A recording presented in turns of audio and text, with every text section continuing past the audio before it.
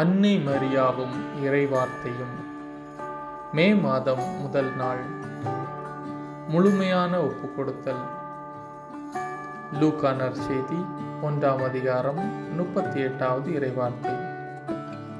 பின்னர் மரியா, நான் ஆண்டவரின் அடிமை, உம் சொற்படியே எனக்கு நிகழட்டும் என்றார்.